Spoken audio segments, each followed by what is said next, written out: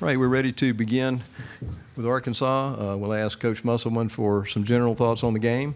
Then we'll take questions just for the two student athletes and then excuse them back to the locker room and finish up with Coach. So, Coach, would you begin? Yeah, just a tale of two halves. I thought first half offensively, defensively, we did not play up to the way that we've played over the last couple of weeks.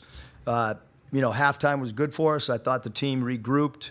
And then I thought, second half was exact opposite of what we saw in the first half. Much better offense, much better defense, played with more intensity.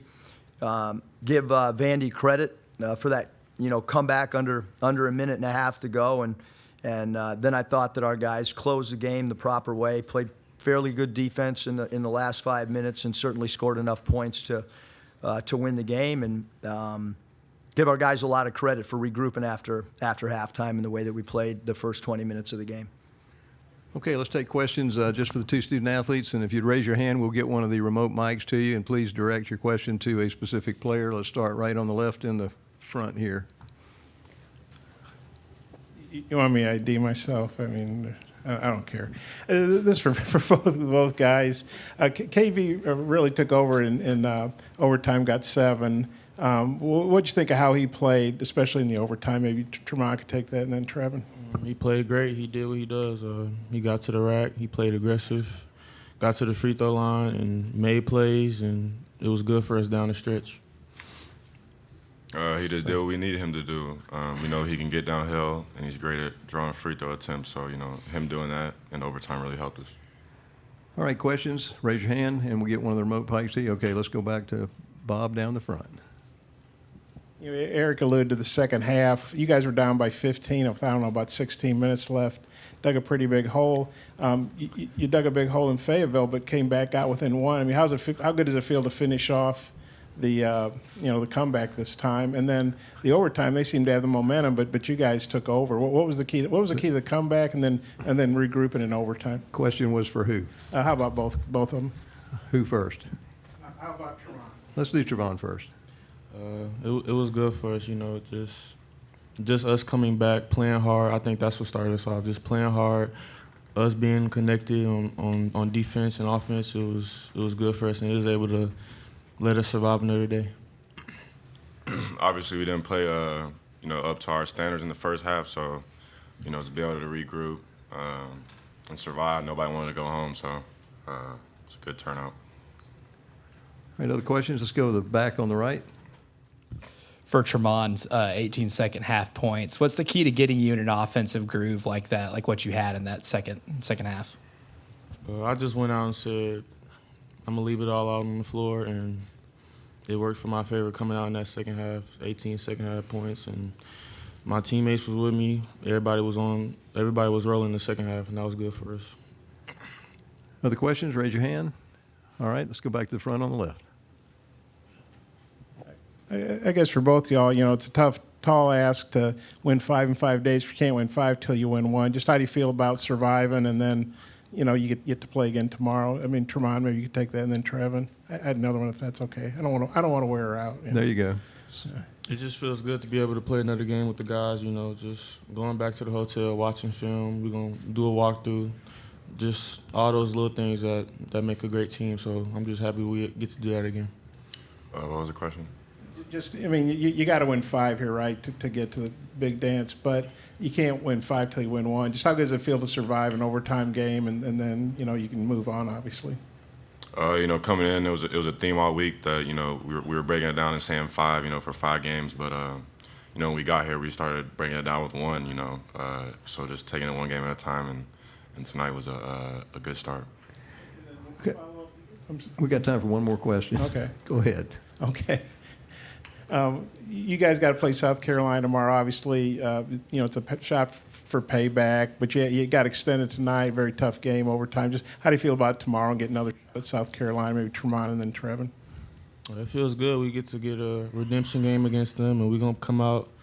I feel like we're going to come out way better than we did tomorrow in that first half and second half. So it's going to be a game tomorrow for sure. He pretty much answered it. Okay, we'll excuse the players. You can return to the locker room.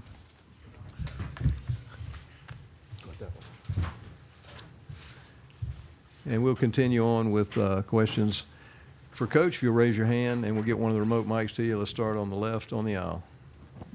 Coach, there are a lot of examples of a team surviving in a game like that and picking up momentum. There are a lot of people that think your team is talented enough to make a deep run in this tournament. Talk about the mindset and what winning a game like that can do for the future of the tournament. Well, I think one, when you're playing like we did in the first half, it's hard to turn the thing around. But I thought we played a great second half. We changed up our defense. We started trapping what we call our hits. We have not really done it this year because we haven't been very good at it, quite frankly. And our past teams have done it and done it really, really well. I thought that disrupted Vanderbilt in a major way.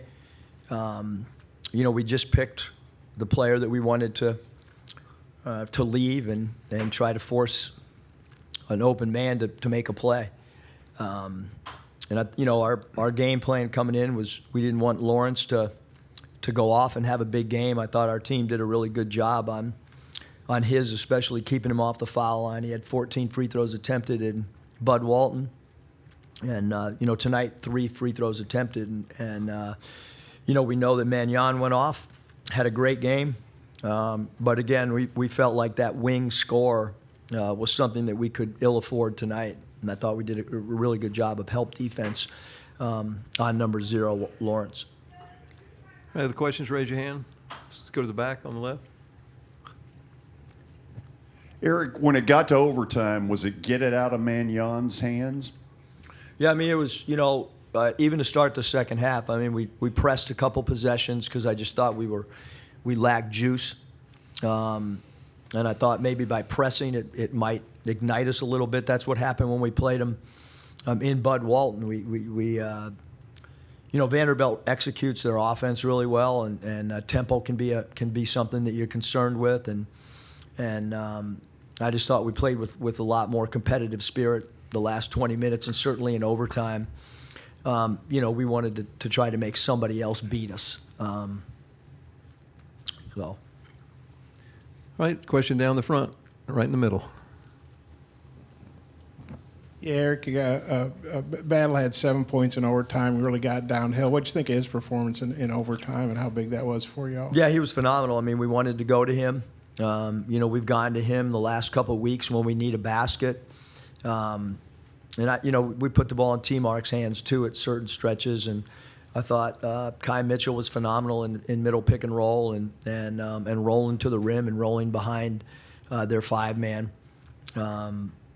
So I thought, again, offensively, when you think about the way we played offensively in the second half, it was the pace we wanted, and we made some threes. I thought in the first half they kept that lane pretty compact and didn't allow us to, get as many free throws attempted as we want. Didn't allow us, to get dribble drives, and I think teams that do that over 40 minutes of late, we've proven that that we can make enough threes. 9 threes tonight is a really good number for us. Okay, I think was there a question on the far right? There you go. Go ahead. Eric, you alluded to the defense in the second half and extending that pressure and making a team that kind of slows it down have to speed up a little bit. You're playing a team tomorrow that plays the slowest pace in the conferences. How does that defense, whenever you guys extend it past half court, do its job of getting the other team to be able to play in a pace that they're maybe not comfortable with? Yeah, I mean, I just think that, you have some decisions to make on what type of pressure, what type of press you want to do. And, we haven't done it much this year. So, how the game unfolds tomorrow, I really don't know. Obviously, none of us know.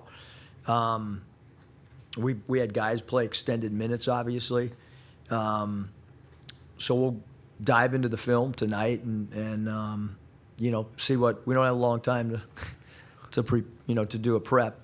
Obviously, we won't have a shoot-around tomorrow, and they will not be on their legs in a gym anywhere to walk through anything. So it's going to have to be a really solid walkthrough in a ballroom, much like, an NBA team might do on back-to-back nights. So, we have to get ready. We've done a good job preparing for teams when we play them a second time or a third time. And, hopefully, we come up with something slightly different than what happened at Bud Walton, because if we do what we did in Bud Walton, we will not win the game.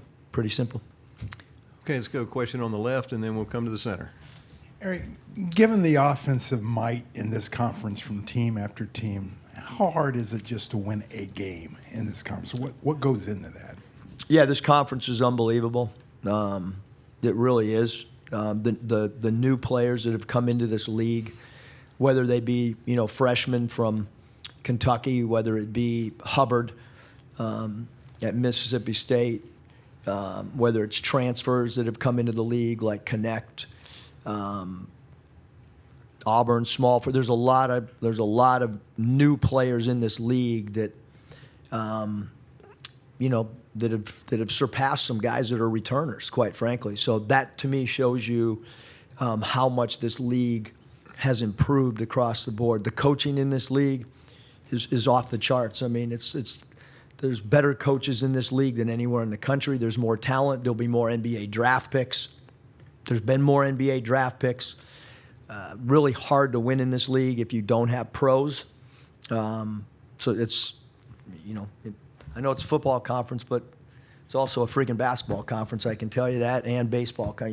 Keep going. Gymnastics, where else, but basketball's right up there with football and everybody else as far as where we rank nationally. Okay, let's go to the center, in front. Eric, you probably don't think about stuff like this, but 2020, you beat Vanderbilt on Wednesday night. You're getting ready to play South Carolina. COVID cancels it. Seems like about 100 years ago to me. Our athletic director, Hunter, he reminded me of that before the game. I just wonder what your thoughts. I mean, this time, I assume, barring something crazy, you're going to get to play South Carolina tomorrow. Just what do you remember about that, and the fact that you get to move on, and what's your thoughts on the rematch? Yeah, I mean, two different situations. I know that you're speaking of the COVID when it was shut down, and that was our first year at Arkansas, and awesome team to coach. I didn't recruit really many of those guys, having to tell them that we weren't going to play after winning game one. That team thought that they were a couple wins away from making an NCAA tournament, and the thing gets shut down, and that's probably as hardest thing as I've ever had to do with a group of young men that I had really only been around for 8 months. The whole room was new to one another, and they had fought and scrapped and became a much better team as the season progressed. We were undersized. We had a 6'6" center. That team, if I had to label them, they were heart and hustle, man. That nobody wanted to play them. We got out rebounded every night, but led the nation in defending the three, because that was our only way of survival. And now this is a completely different situation, different coaching staff at South Carolina, different personnel for both teams. We're just happy that we're still playing. Again, at halftime, I don't know if many Razorback fans thought we were going to still be playing, but here we are, and now we got a short turnaround. We got to get ready for South Carolina, which is a top team in the country, a well-coached team, and a team that's got great talent. Okay, we're going to call it right there. Coach, That's thank perfect. you. Thanks.